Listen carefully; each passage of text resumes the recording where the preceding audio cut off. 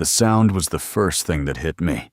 It wasn't a loud bang, not like a gunshot or a door slamming shut, but a sharp, stinging crack that seemed to echo through the entire pressurized cabin.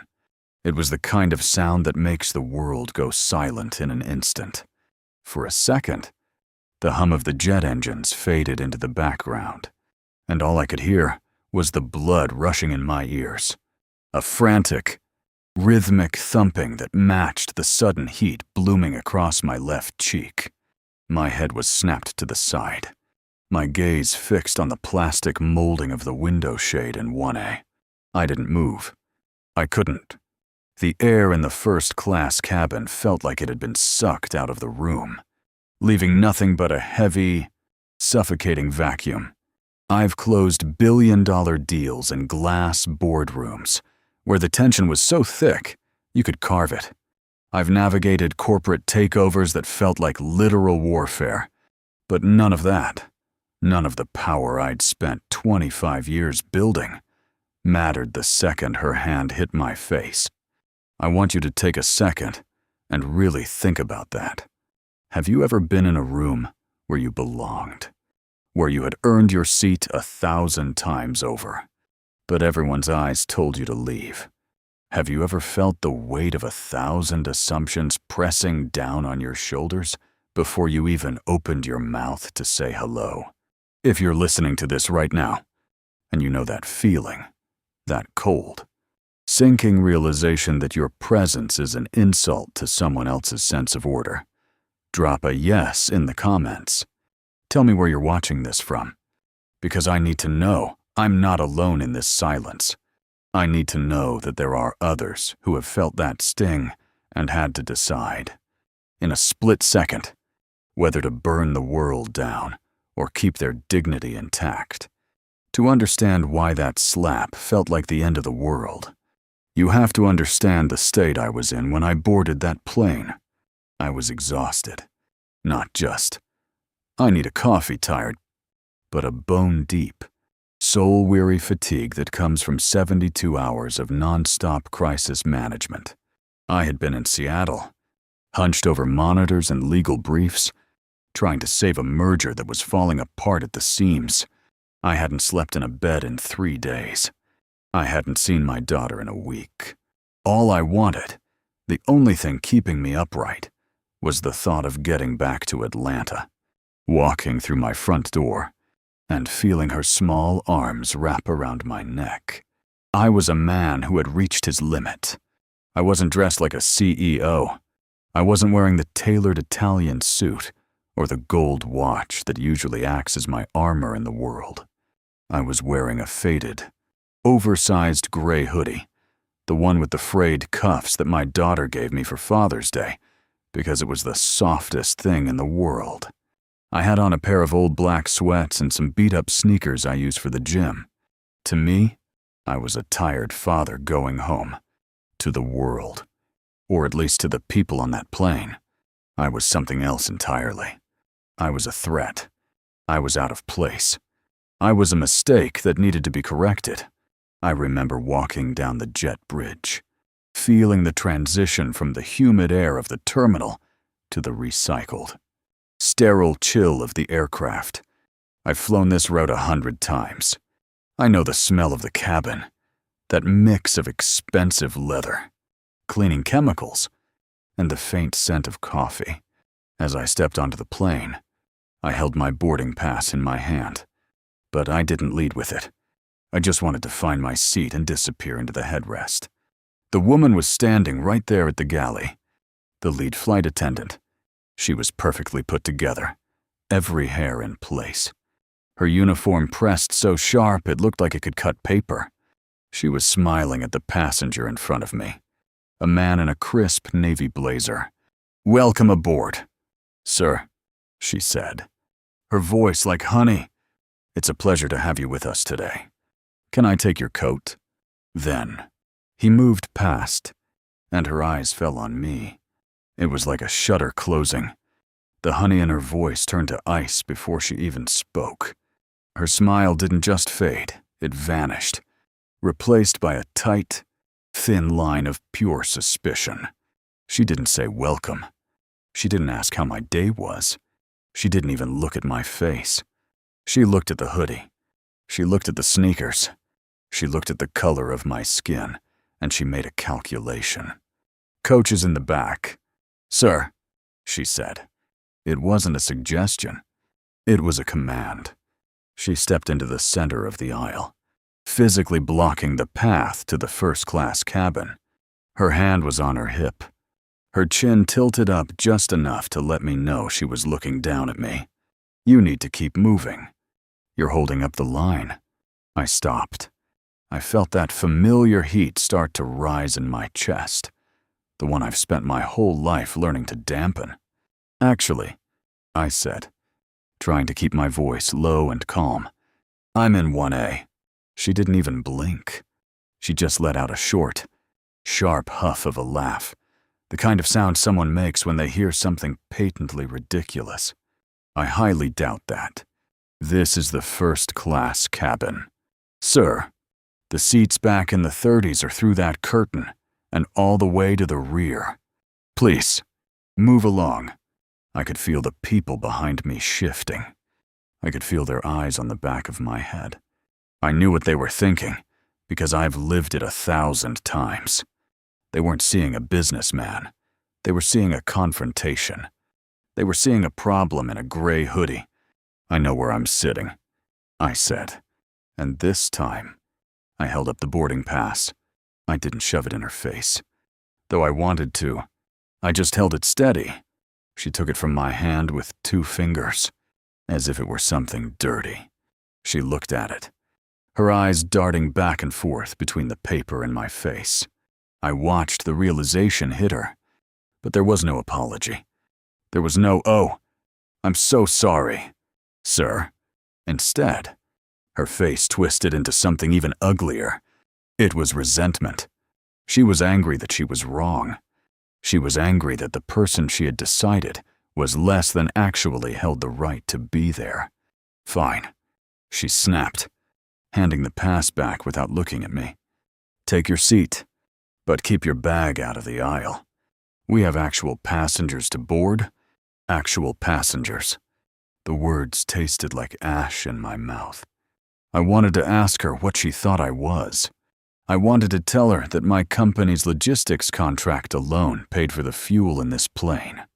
But I didn't. I was too tired to fight. I just wanted to go home. I walked past her, the silence of the first-class cabin feeling more like a graveyard than a luxury lounge. I sat down in 1A, the leather cool against my back, but I couldn't relax. Every muscle in my body was tight. I could hear her in the galley. Her voice dropped to a low, hissed whisper as she talked to another crew member. I couldn't hear the words, but I didn't need to. I knew the tone. It was the tone of someone who felt like their space had been invaded. I leaned my head back and closed my eyes, trying to focus on my daughter's face. I thought about her ballet recital next week. I thought about the way she laughs when I tell her stories about the magic sky I fly through. I tried to drown out the sound of the cabin filling up, the clinking of glasses, the soft murmur of people who didn't have to prove they belonged. But the tension didn't leave. It stayed there, sitting on my chest like a lead weight. I felt like I was being watched. I opened my eyes slightly and saw her, the attendant, standing at the edge of the galley, her arms crossed, staring at me with a look of pure, unadulterated loathing. She wasn't even trying to hide it anymore. To her, I wasn't a customer who had paid 5 figures for a seat. I was a stain on the upholstery. I reached into my bag to grab my noise-canceling headphones, just wanting to shut it all out. But as I pulled them out, a small bottle of my heart medication slipped from the side pocket and rolled across the floor, stopping right at the edge of the carpet where the galley began. I unbuckled my seatbelt and leaned forward to reach for it. I was tired. My movements were slow, and I suppose to someone looking for a reason to be afraid, I might have looked aggressive. but I was just a man reaching for his medicine. The second my hand touched the floor, I heard her heels clicking rapidly toward me. "Sir, stay in your seat," she barked. I looked up, my hand hovering over the bottle. "I just dropped my— I told you to stay in your seat," she screamed. Her voice was shrill, cutting through the quiet of the cabin like a blade. People turned. The man in 2A stopped reading his newspaper. I stood up. I didn't do it quickly. I did it because I'm a 6'2" man and my knees were cramping. And I wanted to stand at my full height to show her that I wasn't a child she could bark orders at. I stood there, in my faded hoodie and my tired eyes, and I looked her directly in the face. I didn't raise my voice. I didn't move toward her. "I am a passenger on this flight," I said, my voice vibrating with a quiet, dangerous intensity. "And you will treat me with respect." She didn't step back. If anything, she leaned in. Her face was flushed, her eyes wide with a manic kind of power. She looked at the hoodie. She looked at the poorly dressed man who dared to challenge her authority. And she lost it. That was when she did it. Her hand came up so fast I didn't even see it. The slap landed squarely on my cheek, the force of it jarring my teeth. My head whipped to the side, and the world dissolved into that high-pitched ringing. That terrible, hollow silence. I felt the heat of her palm imprinted on my skin. A brand of shame delivered in front of a dozen witnesses who did absolutely nothing. I stood there, frozen, feeling the literal sting of every assumption, every slur, and every closed door I had ever faced in my life, all concentrated into that one, burning point on my face. My hand slowly rose to my cheek, my fingers trembling as they touched the swelling skin. The pulse beneath my fingertips felt like a rhythmic hammer, a dull, throbbing reminder of the violence that had just shattered the quiet air of the cabin. For a moment, my skin felt like it was humming, vibrating with the residual energy of her palm. I didn't drop my hand. I kept my fingers pressed against the heat of my cheek. Not because it hurt. Physical pain is fleeting, a temporary guest, but because I needed to ground myself. I needed to feel the reality of what had just happened, so I wouldn't let my mind drift into the dark, jagged places where my anger lived. I looked at her, and for the first time in my life, I truly saw the face of blind, unearned fear. Her chest was heaving. Her eyes were darting around as if looking for an invisible weapon I might be holding. And her face was a mask of terrified rage.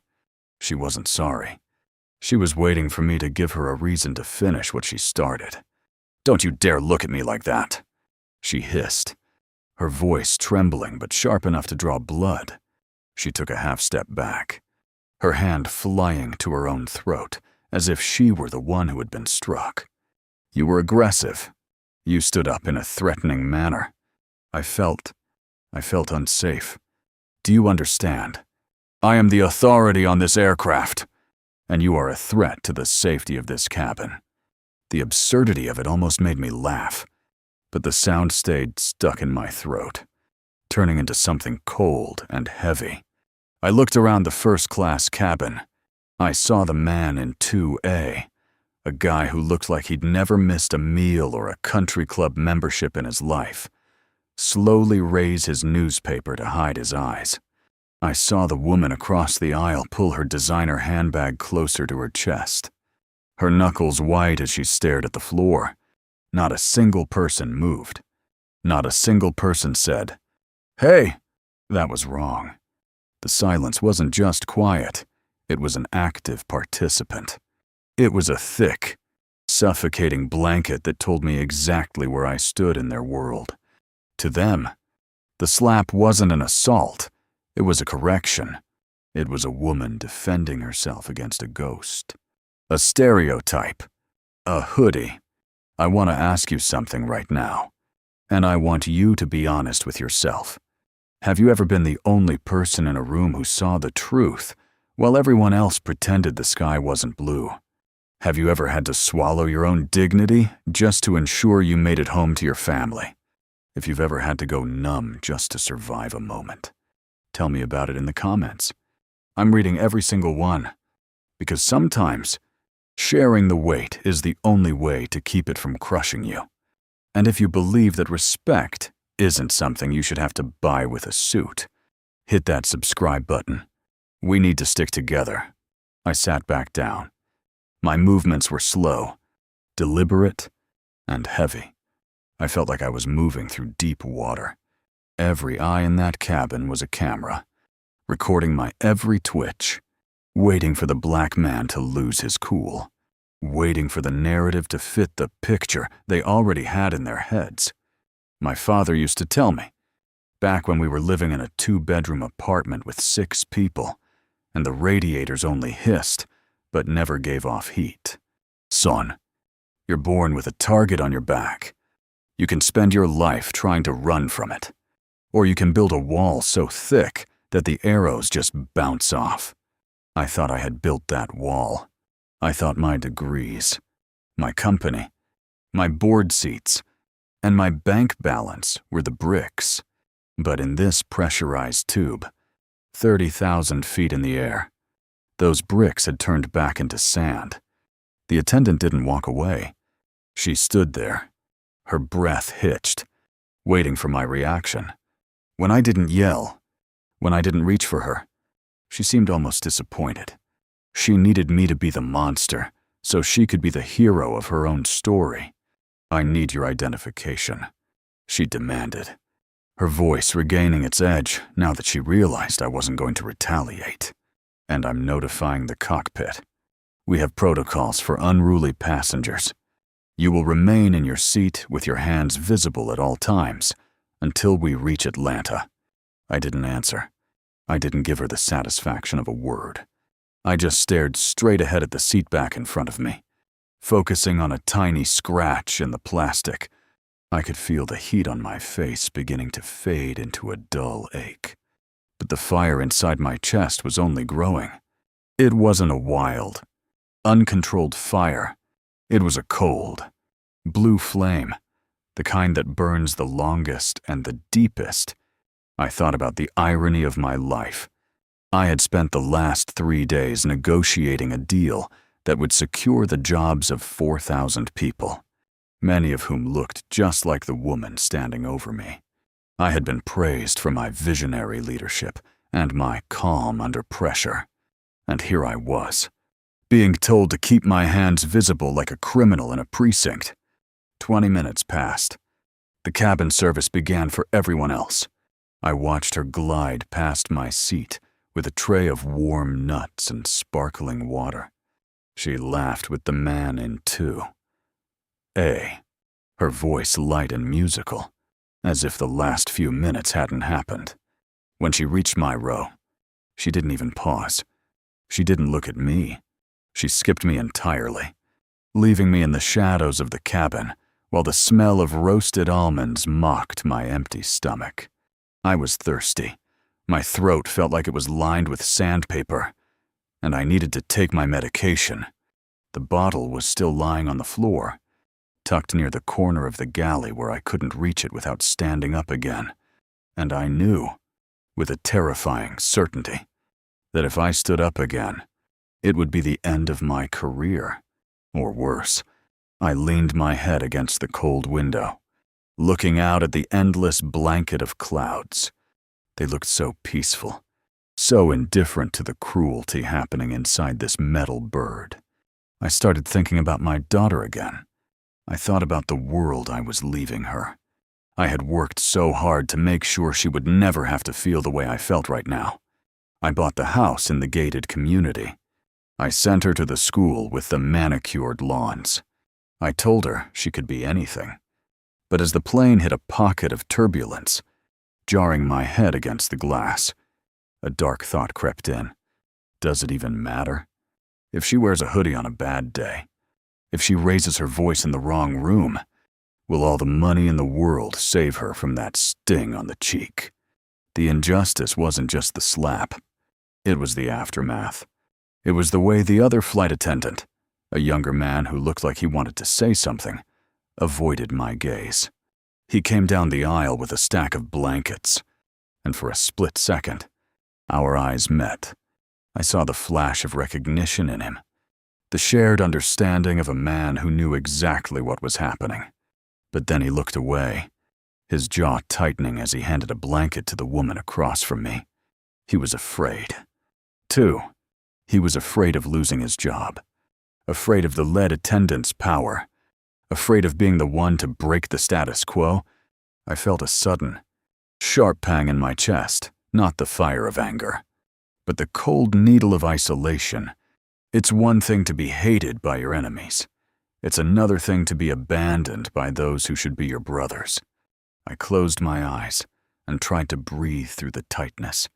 I told myself to be the CEO. I told myself to be the bigger man. But the bigger man was tired. The bigger man was hurting. The bigger man wanted to scream until the windows of the plane shattered. "Excuse me," I said, my voice barely above a whisper as the lit attendant passed by again. She stopped, her body stiffening. She didn't turn around. "I told you to remain silent." "Sir, I need my water," I said, my voice steady despite the tremor in my soul. "I need to take my medication. It's on the floor by the galley." She finally turned, a smirk playing at the corners of her mouth. It was a small, cruel twist of the lips that said she enjoyed this part the most. "The floor is cluttered. Sir, I'm not a maid, and since you've already demonstrated a lack of self-control, I think it's best if we don't have you handling any bottles for the duration of the flight. You can wait until we land, and the authorities handle your situation." She turned on her heel and walked away, her laughter drifting back to me as she joined her colleague in the galley. I sat there, my heart thudding against my ribs, looking at the small plastic bottle of pills just out of my reach. It felt like a metaphor for my entire life. The things I needed to survive were always right there, visible, but guarded by someone who decided I didn't deserve them. The man in 2A finally lowered his newspaper. He looked at me, his eyes cold and judgmental. He didn't offer a kind word. Instead, he signaled the attendant. "Could I get another scotch?" he asked, his voice loud and performative. "It's getting a bit tense in here, don't you think?" She giggled. She actually giggled. "Of course, Mr. Henderson." Right away. "We're doing our best to maintain a premium environment." A premium environment. That's what they called it. An environment where I was a trespasser. I felt the sweat starting to bead on my forehead. The lack of water and the stress were starting to take their toll. My vision blurred slightly, the cabin light seeming to stretch and distort into long, jagged lines of white fire. I reached for the call button, my finger hovering over the plastic. I knew what would happen if I pressed it. I knew she would use it as another excuse to escalate, to claim harassment, to build her case against the hoodie in 1A, but I didn't care anymore. The bigger man had finally left the building, replaced by a man who was simply done being invisible. I didn't just tap the button, I held it down. The chime rang through the cabin, a persistent, annoying ding that broke the premium silence. Ding, ding, ding. I saw her head snap toward the call panel. I saw the fury ignite in her eyes. She started toward me, her footsteps heavy and deliberate, her face contorting into a snarl that stripped away the last of her professional veneer. She didn't look like a flight attendant anymore. She looked like an inquisitor. She reached my seat and leaned down, her face inches from mine, the smell of her cloying, expensive perfume filling my senses until I wanted to gag. "You think this is a game?" she whispered, her voice a low, dangerous hiss. "You think you can just annoy me into submission?" I've already put the call in. The police will be waiting at the gate. You're done. You're never flying this airline again. You're lucky I don't have you put in zip ties right now. I looked at her, and for the first time since the slap, the ringing in my ears stopped. The world became crystal clear. I reached into the pocket of my hoodie. My hand moved slowly, so she could see every inch of the movement. I pulled out my phone. The screen lit up, the bright glow reflecting in her pupils. I didn't look at her. I didn't say a word to her. I opened my contacts and scrolled down to a name I hadn't called in months. A man I played golf with. A man who had sat in my living room and drank my bourbon. A man who happened to be the chairman of the board of this very airline. I tapped the call icon. The phone began to ring. The soft, rhythmic sound amplified by the deathly silence of the cabin as I held it to my ear. My eyes locked onto hers, watching the first crack of doubt finally begin to spiderweb across her confident, cruel expression. The ringing sound coming from my phone was a tiny, rhythmic heartbeat in the vast, cold silence of the cabin. It felt like a countdown. I held the device to my ear, my knuckles white against the black casing, feeling the vibration against my temple. Across from me, the flight attendant didn't move. She stood there with her arms crossed, a mocking smirk plastered on her face, her eyes dancing with a cruel sort of amusement. She thought I was bluffing. She thought this was the desperate act of a man who had run out of cards to play. She probably thought I was calling a lawyer, or maybe just a friend, pretending to be someone important to save face in front of a cabin full of people who had already decided I was the villain. Go ahead, she whispered, her voice dripping with a poisonous kind of sarcasm that made my skin crawl. Call whoever you want. Call the president. It's not going to change the fact that you're leaving this plane in handcuffs. I've already filed the incident report. My word against yours. And look at you. Who do you think they're going to believe? She gestured vaguely at my hoodie, her lip curling in disgust. I didn't blink. I didn't give her the satisfaction of a flinch. I just waited. I waited for the third ring to end. And then, the line clicked open. Rowan, is that you? Mon, it's been a minute. The voice on the other end was loud, gravelly, and instantly recognizable. It was Jim, the Jim who sat at the head of the table during board meetings. The Jim who had asked me for advice on his daughter's college applications over dinner at my house 3 months ago. The Jim who happened to be the chairman of the board for the very airline whose logo was stitched into the attendant's lapel. Jim, I said, my voice sounding strange to my own ears. Low, steady, and devoid of the exhaustion that had been dragging me down all day. I'm sorry to bother you on a Friday, but I'm currently on Flight 402, Seattle to Atlanta, and I think we have a serious problem with the culture in your first-class cabins. The smirk on the attendant's face didn't vanish instantly. It wavered, like a flickering candle in a drafty room. She heard the name Jim, but she still wasn't convinced. There are a million Jims in the world. She leaned in a little closer, trying to catch the voice on the other end of the line, her eyes narrowing as she searched for a sign that I was faking it. Rowan, what's going on? You're on 402. That's one of our flagship routes. Jim's voice crackled through the speaker. I could hear the concern growing. What do you mean, problem? Are you okay? I'm sitting in 1A. Jim, I said, keeping my gaze locked on the attendant. I watched as the blood slowly began to drain from her cheeks. I've been denied water. I've been denied my heart medication. I've been physically assaulted by your lead flight attendant in front of the entire cabin because I stood up to pick my medicine up off the floor. And right now, she's telling me that the police are waiting to arrest me when we land. The silence on the other end of the line was absolute for 3 long seconds. It was the kind of silence that precedes a storm. Then, I heard Jim's chair creak. Assaulted.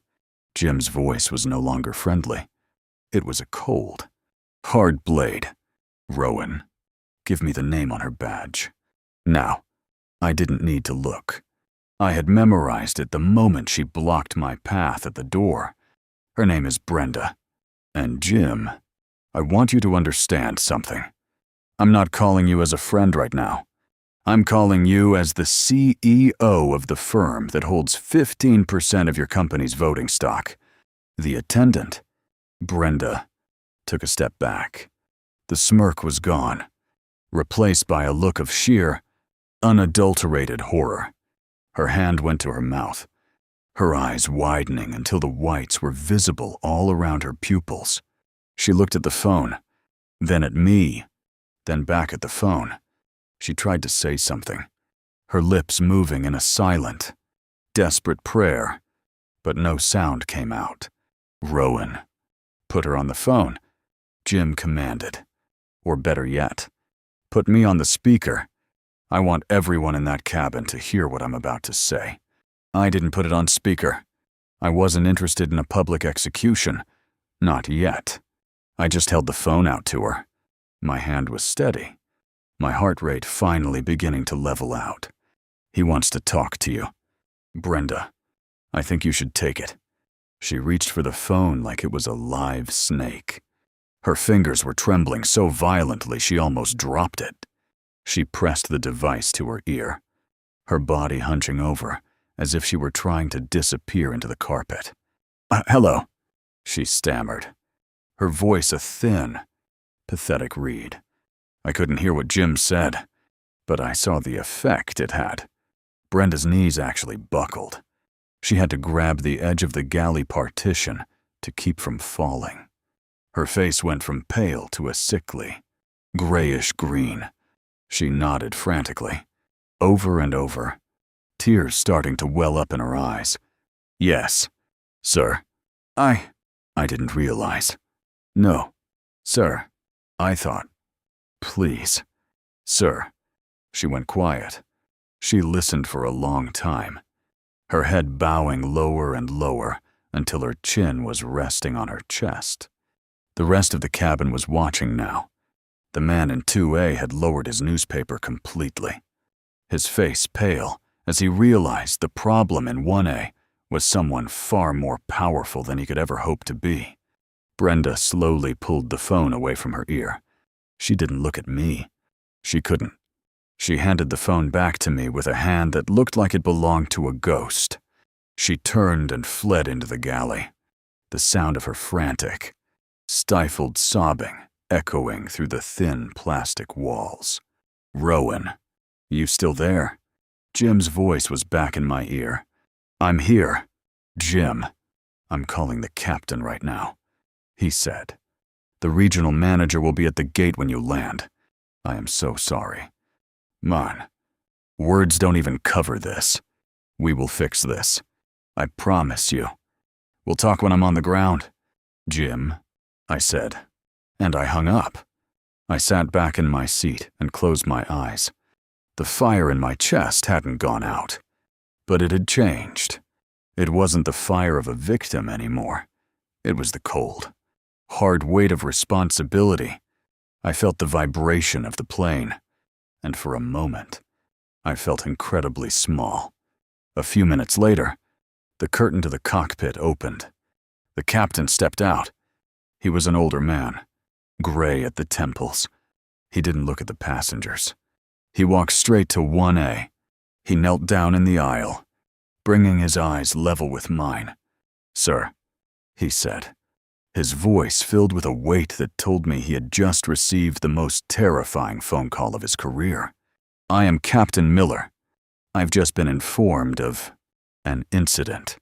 On behalf of this airline and this crew, I want to offer my most sincere apologies. I looked at him. I looked at the gold bars on his shoulders. Where is my water? Captain, I asked. My voice was quiet. but it carried to the very back of the cabin. And where is my medication? It's been on the floor for 45 minutes. The captain didn't hesitate. He stood up, walked to the galley, and picked up the small plastic bottle. He handed me a glass of heavy crystal water and the bottle. "Is there anything else I can do for you, sir?" he asked, his posture stiff. "We have about 90 minutes left in flight. We can arrange for a private deplanings. I want to be left alone, Captain," I said, "and I want that woman to stay in the galley. If she comes near me again, we won't be having this conversation through Jim. We'll be having it through a process server." "Understood, sir," the captain said. He retreated to the cockpit, the door locking behind him. The cabin was different now. The air felt thinner. The man in 2A tried to catch my eye. "Hey, look." I didn't see everything, but I'm sure there was just a big misunderstanding. I turned my head and looked at him. The smile died on his face like a bug hitting a windshield. He looked away, his hands shaking so much the pages of his newspaper rattled. He realized he had picked the wrong side. I took my pills. I drank the water. It was cold and clear, but it didn't wash away the taste of ash in my mouth. I leaned my head back against the seat and watched the shadow of the plane racing across the clouds below.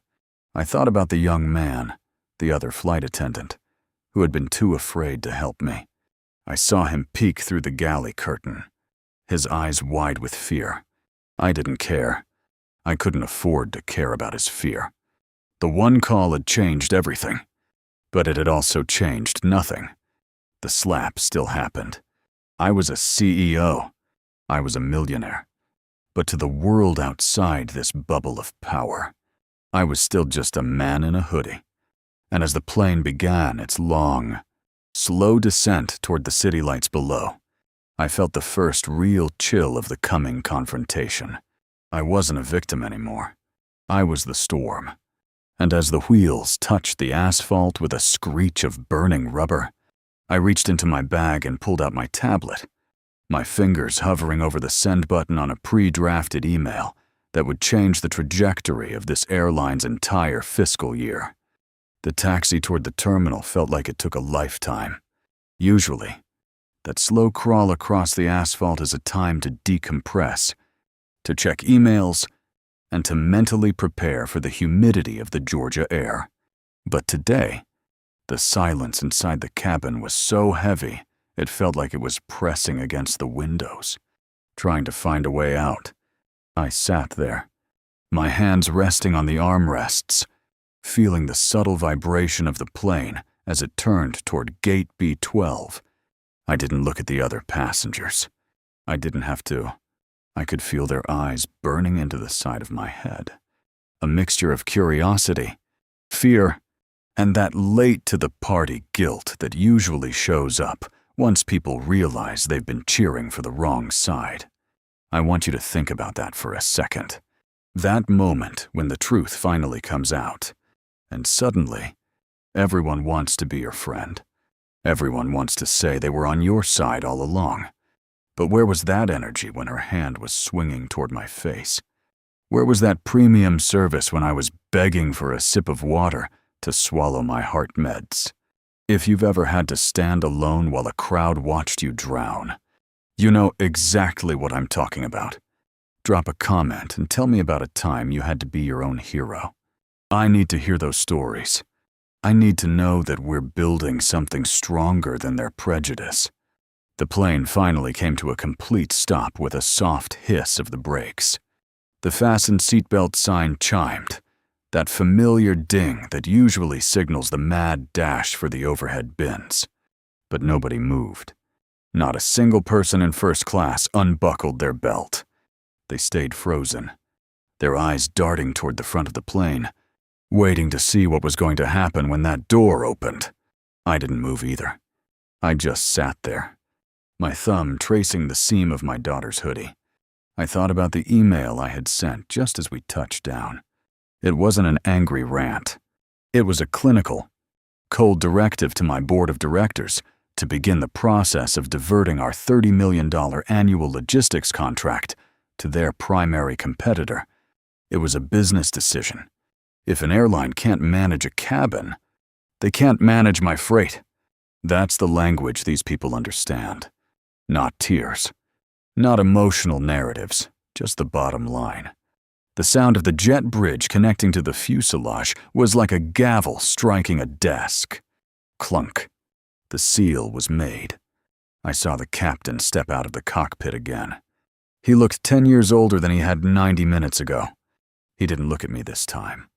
He stood by the door, his hands clasped behind his back, his jaw so tight I thought his teeth might shatter. Then, the door opened. It wasn't just the usual gate agent standing there with a bored expression. There were 4 men in dark, charcoal suits, the kind of suits that cost more than some people make in a year. In the center was a man I recognized instantly, Marcus, the regional vice president of operations. He didn't look happy. He looked like a man who had been pulled out of a high-stakes dinner and told that his house was on fire. Brenda stepped out from the galley. She had tried to fix her face, but the mascara was still clumped in the corners of her eyes. She saw Marcus, and her eyes lit up for a split second. A delusional hope that maybe her people were here to protect her from the scary man in 1A. She actually took a step toward him, her hands coming up as if to plead. "Sir, I need to report," she started, her voice cracking. Marcus didn't even let her finish the sentence. He walked right past her, his eyes fixed on me. He stepped into the cabin, followed by 2 security officers and a woman holding a clipboard. "Rowan," Marcus said, his voice echoing through the silent first-class section. He reached my seat and extended a hand. He didn't call me sir. He didn't call me passenger. He called me by my name, and I saw the collective gasp ripple through the seats behind me. I am beyond horrified. Jim called me directly. We've already reviewed the internal logs and the captain's preliminary report. I didn't take his hand. Not yet. I just looked at him. I was slapped. Marcus. In front of 20 people. I was treated like a criminal because I wore a hoodie and had the audacity to be thirsty. Marcus's face went pale. He turned toward Brenda. "Brenda," Marcus said, and his voice was like a guillotine. "You are relieved of duty, effective immediately. Hand over your credentials and your cabin keys to the security detail. You are not to set foot on another one of our aircraft again. A full investigation into assault charges will follow." But he was aggressive," she wailed. He wouldn't stay in his seat. Marcus didn't flinch. "We've spoken to the other attendant, Brenda, and we've seen the footage from the galley entry cam. You weren't threatened. You were biased. And your bias just cost this company a partnership. We've spent a decade building. Get off the plane." It took less than 5 minutes. 5 minutes for the world she thought she ruled to crumble. I watched as the security officers escorted her off. She didn't look powerful anymore. The captain was next. Marcus turned to him with a look of pure disappointment. "And you allowed this to escalate. You will be grounded, pending a full review. Pack your things." I stood up then. My knees popped, and the ache in my heart started to settle into a cold, hard clarity. I grabbed my bag and I walked toward the door. As I passed the man in 2A, he looked up at me, his face a mask of desperate apology. "Look, man, I should have said something. I really should have." I stopped. I didn't yell. I just leaned down. The time to say something was when she was screaming at me. "Now, your words are just noise." I walked onto the jet bridge. Marcus followed me, his voice a constant stream of apologies and offers. "Anything," he said. "Then stop teaching your people how to serve first-class passengers and start teaching them how to serve human beings." I said, because the next guy who walks onto your plane in a hoodie might not have the chairman's cell phone number. I didn't wait for his answer. I walked out into the terminal. The familiar smells of home finally hitting me. I'm sitting in the back of the car now, watching the city lights flash by. I'm tired. But it's a different kind of tired. It's the fatigue of a man who realized that no matter how high you climb, there are always people waiting to pull the ladder out from under you, based on nothing but the color of your skin or the clothes on your back. But here's the thing. I want you to take away from this. My power didn't come from my bank account. It came from the fact that I knew who I was before I ever stepped on that plane. Don't let the world tell you who you are. Don't let a Brenda in your life make you feel small just because you don't fit their mold. You are the CEO of your own life. You are the chairman of your own soul. And if people can't see the fire inside you because they're too busy looking at the hoodie you're wearing, that is their failure, not yours. We have to keep building. We have to keep showing up in spaces where they don't want us.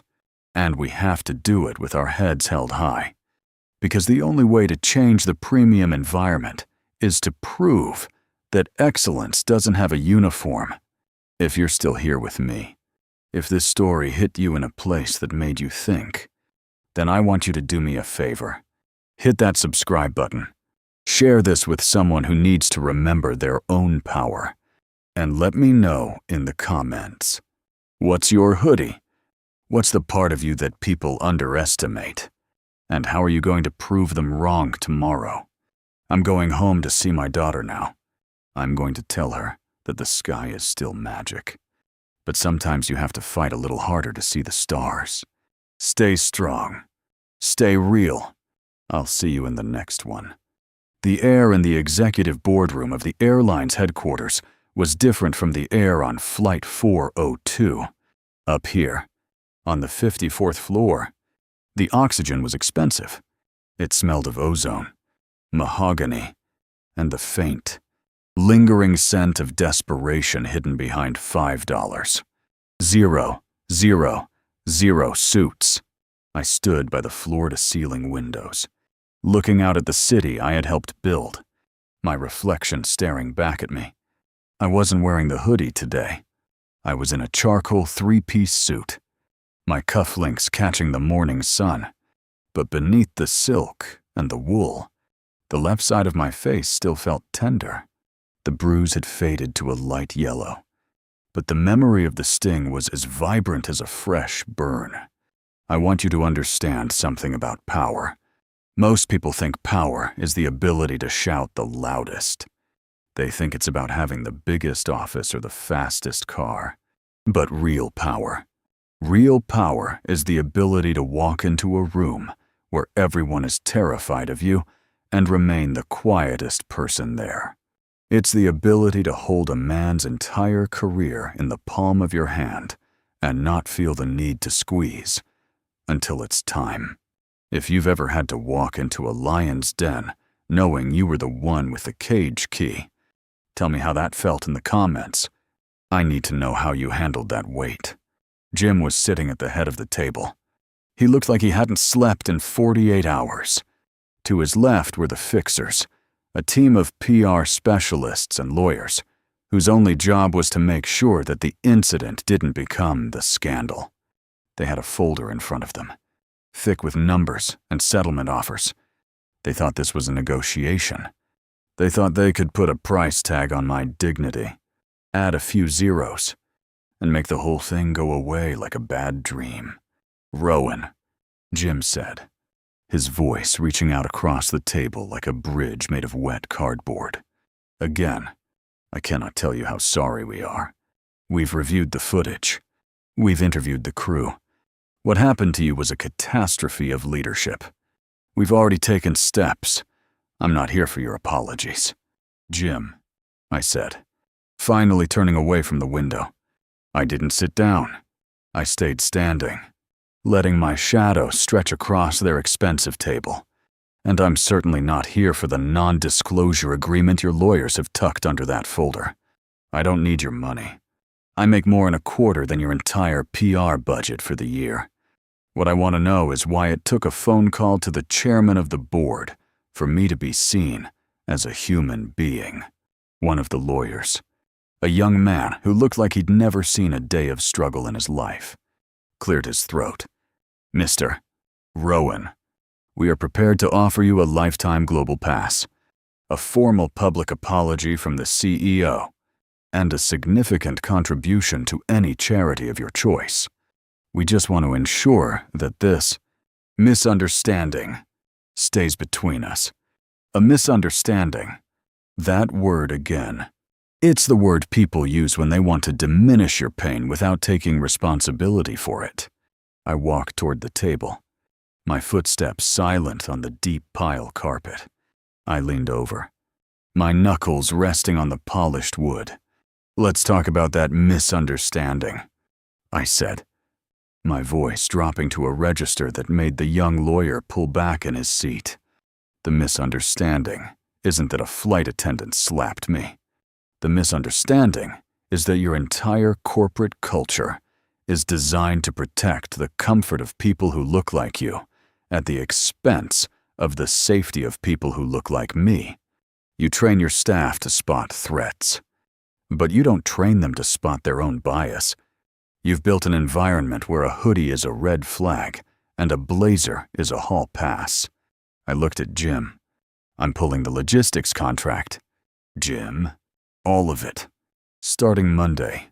My firm's freight, the $30 million worth of electronics and medical supplies we move through your hubs every year, is going to your competitor. And I'm not doing it because I'm angry. I'm doing it because your airline isn't safe. If you can't guarantee the physical safety of a CEO in 1A, how can I trust you with the heart of my supply chain? The room went dead silent. Jim leaned forward, his hand shaking slightly. Rowan, please. That contract is the backbone of our Southeast hub. If you pull that, we're talking about hundreds of ground crew jobs. People who had nothing to do with what happened on that plane.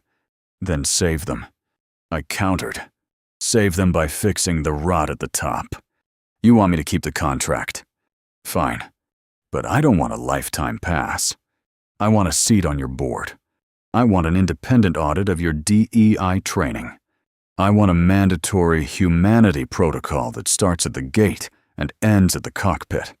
And I want the young flight attendant who is too afraid to help me promoted to a trainer position, so he can tell the next generation of crew exactly what happens when you let fear dictate your actions. I saw the internal struggle in Jim's eyes. He was looking at the bottom line versus his own comfort. I was asking them to give up a piece of their kingdom to keep their treasure. You have until 5 o'clock today to send me a signed commitment to those terms, I said, grabbing my briefcase. If I don't see it, my legal team will be filing a civil suit for assault and battery at 9 a.m. tomorrow. And Jim, don't bother calling my personal cell. From here on out, we speak the language of the board. I walked out of that room without looking back. Power isn't about the suit you wear. It's about the truth you carry. And my truth was louder than any boardroom could ever be. To understand why that gray hoodie means more to me than any corner office, you have to go back to a rainy Tuesday 4 months ago. It was Father's Day, and I was in the middle of a 6-month stretch that felt like I was drowning in slow motion. The company was going through a restructuring. I was sleeping 4 hours a night. I was irritable, stressed, and my temper was as short as a frayed wire. My daughter, Maya, was 10 at the time. She's the kind of kid who sees through the walls you build. She doesn't care about the stock price or the quarterly earnings. She cares about the way I sigh when I sit down on the sofa. She cares about the fact that I don't laugh at the cartoons anymore. Dad, she said, standing in the doorway of my home office while I was buried under a mountain of spreadsheets. You look like you're wearing a suit that's too small for you. I didn't look up. It's a tailored suit. Maya. It fits perfectly. No, she said, walking over and putting her small, warm hand on top of my laptop screen, forcing me to look at her. Not that suit. The important man suit. You look like you're tired of being him. You look like you're being squeezed. I wanted to tell her she didn't understand. I wanted to tell her that being the squeezed man was the reason she had a private tutor and a bedroom the size of my first apartment. But I looked at her eyes, those bright, honest eyes that I see every time I look in the mirror, and I couldn't lie. I am a little tired, baby, I admitted, my voice cracking just a bit. Good, she said, grabbing my hand. Then we're going shopping. And we're not going to that place with the guys in the ties. We're going to the mall. I want to pause here. If you have a child, or a person in your life, who knows when your armor is becoming a prison? Drop a heart in the comments. Tell me who keeps you grounded when the world is trying to blow you away. Because without Maya, I would have turned into a machine a long time ago. We ended up in one of those big department stores. The kind with the bright fluorescent lights and the racks of clothes that go on forever. I felt out of place. I felt like I was wasting time. But Maya was on a mission. She dragged me past the designer labels and the starch-collared shirts. She went straight to the back, to the clearance racks and the loungewear. She pulled out this hoodie. It was oversized, the color of a rainy sidewalk, and it looked like it had been washed 100 times already. This one, she said, holding it up. It's the softest thing in the world. Dad, when you wear this, you aren't the CEO. You aren't the guy everyone is afraid of. You're just my dad. And nobody can squeeze you when you're wearing something this soft. I bought it. Because she asked me to. But I didn't realize until I got home and put it on that it was more than just a piece of cotton. The moment the fabric touched my skin, I felt the tension in my neck finally snap. I felt the weight of 1,000 expectations. The expectation to be the perfect black leader, the perfect businessman, the perfect provider, just slide off. See, Maya said, hugging me. Now you look like you can breathe. That hoodie became my sanctuary. Whenever I had a flight that was going to be long and brutal, whenever I had a meeting that was going to take everything out of me, I would pack it. It was my reminder that at the end of the day, my value wasn't tied to the price of my watch. It was tied to the girl who bought me a $30 hoodie because she wanted her father back. The day I boarded Flight 402, I was wearing that hoodie because I needed to feel Maya's hug. I had just spent 3 days in a war zone of legal jargon and corporate ego. I was at my lowest point. When that flight attendant looked at me and saw a threat, she wasn't just insulting my status. She was insulting the man my daughter loved. When she slapped me, the first thing I thought about wasn't my bank account. It wasn't the lawsuit. It was the fact that she was trying to destroy the softness that Maya had given me. Sitting in 1A, with my face burning and the cabin silent, I realized that the hoodie was actually the strongest armor I had ever worn, because it was the only thing that kept me from becoming the monster they expected me to be. If I had been wearing a 3-piece suit, I might have reacted with the same cold, calculated cruelty they used on me. But I was wearing Maya's gift. I was wearing the reminder that I am a father first, a human being second, and a CEO last. When I finally got home after that flight, after the firing and the phone calls and the fallout, Maya was waiting by the door. She didn't ask about the merger. She just looked at my face, saw the faint mark on my cheek, and then she looked at the hoodie. Did it work? Dad, she asked quietly. Did it keep you safe? I knelt down, pulled her into my arms, and buried my face in her shoulder. Yeah, baby, I whispered. It worked perfectly. It reminded me who I was when the world forgot. That's the lesson I want to leave you with. We all have our hoodies, those parts of ourselves that are soft, vulnerable, and true. The world will try to slap them out of you. They will try to tell you that your softness is a weakness, that your humanity is a liability. But they are wrong. Your humanity is the only thing they can't take away unless you let them. Keep your armor soft, keep your heart open, and never let someone who doesn't know your name tell you what you're worth. I'm going to go sit on the porch with Maya now. We're going to watch the stars and forget about boardrooms and airplanes for a while. Because the most important deal I ever made wasn't for $30 million. Stay grounded. Stay human. See you in the next story.